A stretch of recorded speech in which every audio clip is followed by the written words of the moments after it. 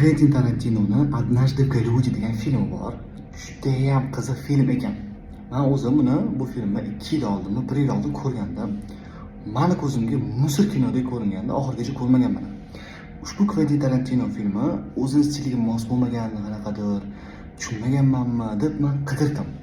Shu haqida informatsiya oldim. Ozgincha internetdan qidirsam, miyam portlab ketdi. Bu film aslida haqiqatan ham Kventin Tarantino o'zi uchun yozgan film ekan. Men o'sha payt ko'rganda shunaqa deb o'ylagan, haqiqatan shunaqa ekan, faqat sal boshqacha. Bu filmda Kventin Tarantino alternativna istoriya, ya'ni tarixi alternativasini ko'rsatmoqchi bo'lgan. Бесславные ублюдки filmini ko'rgan bo'lsangiz tushunasiz, ya'ni tarixi boshqacha formatda tugatishga qaror qilgan film orqali. Ya'ni "Однажды в Голливуде" filmida Sharon Tate Margo Robbie o'ynaydi rolida, ya'ni Sharon Tate o'sha hippilar Semya degan guruhi bor. Hippilarning Semya degan guruhida o'sha guruh a'zolari o'sha aktrisani, haqiqiy aktrisani o'ldirib ketishgan.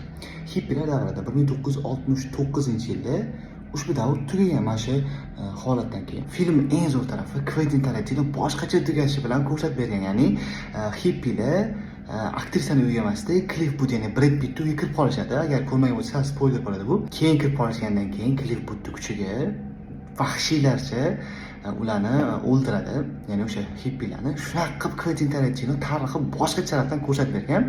O'sha haqida ekan film. Men shuni endi tushundim, o'sha paytda endi ko'rganimni tushunmagan ekanman. Xullas shunaqa, obuna bo'lib qo'ying, bu yerda shaxsiy rivojlanish to'g'risida kontent, shunaqa qiziq ma'lumotlar bir xil bo'lib turadi.